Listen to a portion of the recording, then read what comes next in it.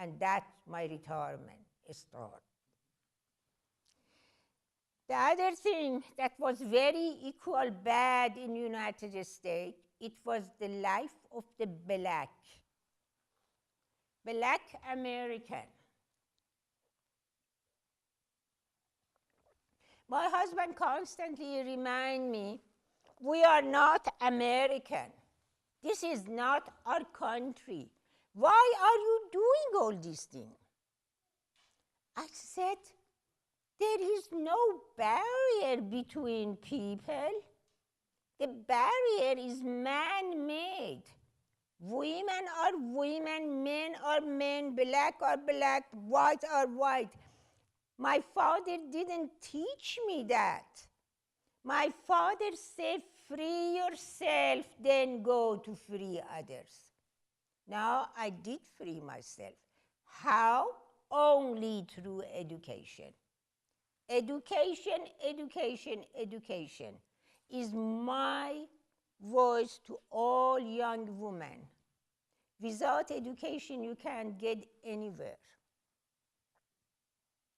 Therefore, I would say to many women, don't listen to any man who tell you you can't, you don't, you won't. I have heard those words many times. You can say, I do, I can, and I definitely will. Then we come now to the civil rights movement. Again, my husband says, none of your business, but it is my business because I'm alive and I'm a human being.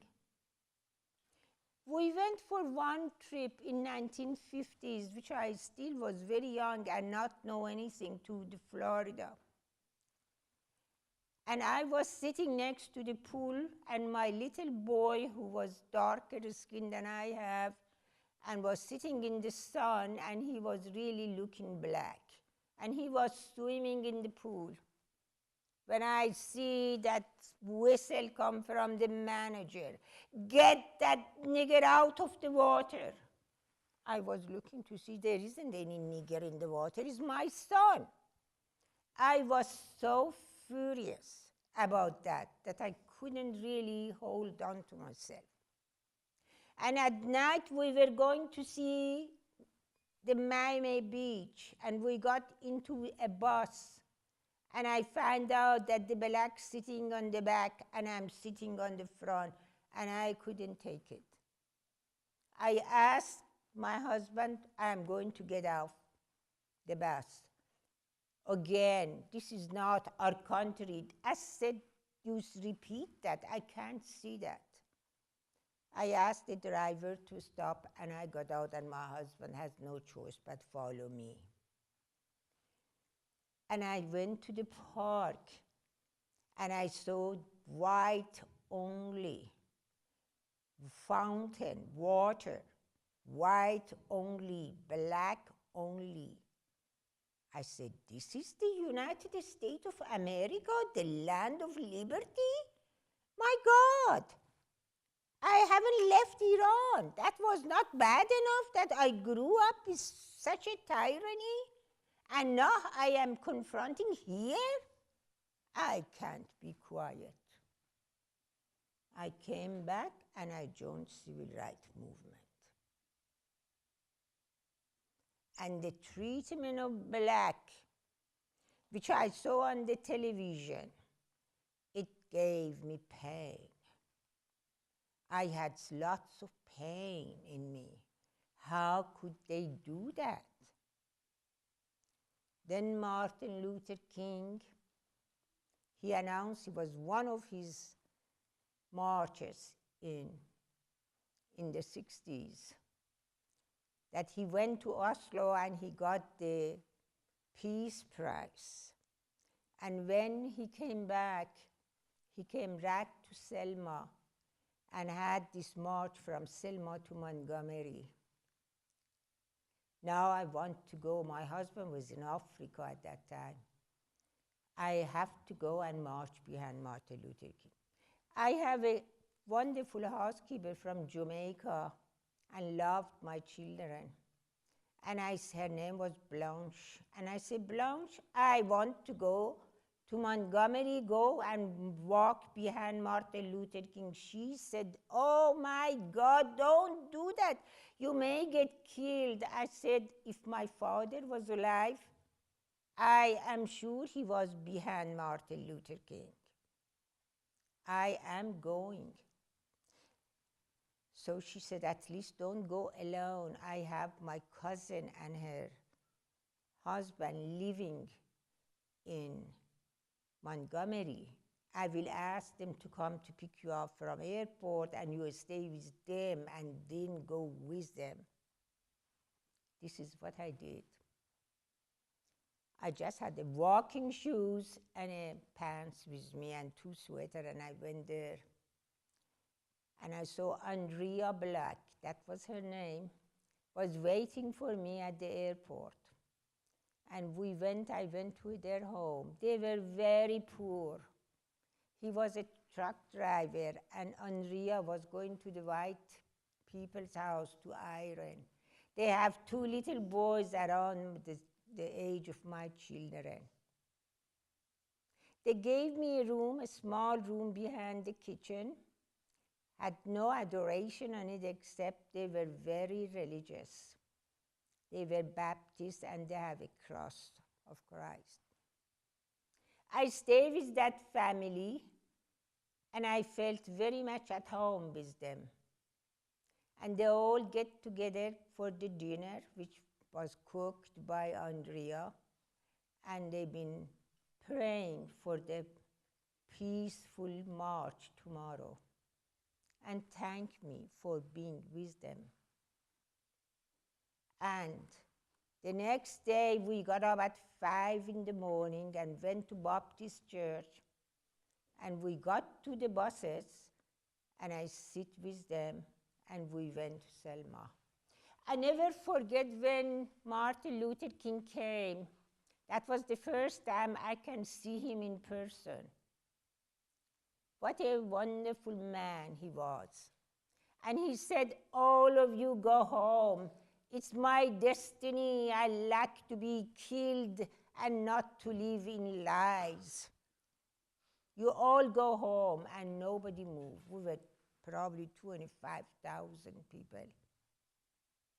I didn't see many white people there. Men, yes. Women, no. And I really believed that they thought I'm black, because that night they killed one white woman who was giving ride to black from Montgomery to Selma. How they didn't kill me, I have no idea. I only think they probably thought I am black. I have black hair, and I have black glasses, and I was with black people. We marched 7 miles behind him. And after that, we got to a farm of an American black. So they send women back because we all had small children.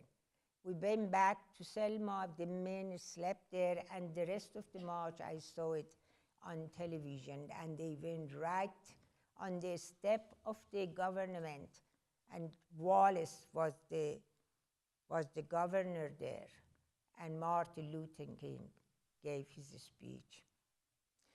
And when he was assassinated, I cried so much that my husband said, if they assassinated me, I don't think you would have cried as much. And I said, you are absolutely right. He was a great man. And I'm very proud. I never thought one day I write about them. But I have learned how to be free, how to pursue your life, and how get education through upbringing of a man like my father. Although I dedicated my book to his memory, who taught me the road to freedom. But I also, this book is for women, for all women, anywhere they are. Educate yourself. Don't depend on marriage. You can marry and have children too, but your education is first. And you have to know a trade. And now otherwise the life will crush you. I love women, and I wanted to accept my gift to them. I work very hard to be who I am. But I'm glad sitting here in front of you and talking about the kind of life I chose to have. I'll be glad to answer any question you have. And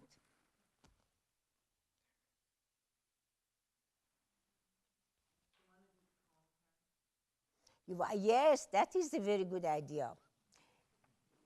Actually, so lots of other places that I speak some is entirely about my father, like Stanford University.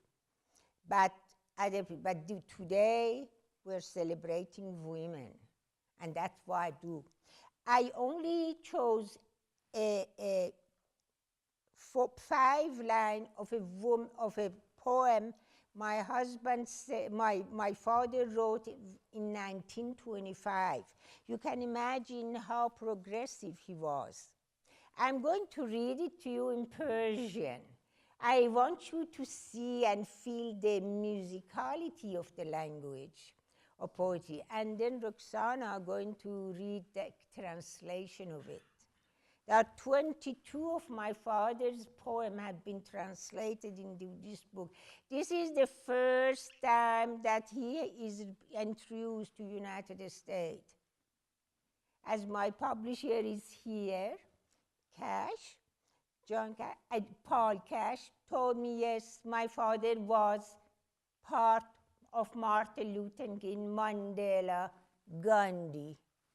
He was, and he should be one day his name among the others. But this is the first time that I did that, and I'm very happy. Before I die, I see that my wish always was, before I die, I see a black man in the White House as president, and also a woman. So one down and one to go. Now, women, this is a poem. I read it in Persian for you. جوان بخت و جهان آرای ای زن، جمال زینت دنیای ای زن. صدف خانه است و صاحب خانه قواش، و در وی گوهر یکتای ای زن. تو یکتا گوهری در درج خانه، وزان بهتر که گوهرزای ای زن. دریغا گر تو با این هوش و ادراک، به جهل از این فزونتر پایی ای زن. دریغا کز حساب خود وطن را، به نیمه تن فلج فرمایی ای زن.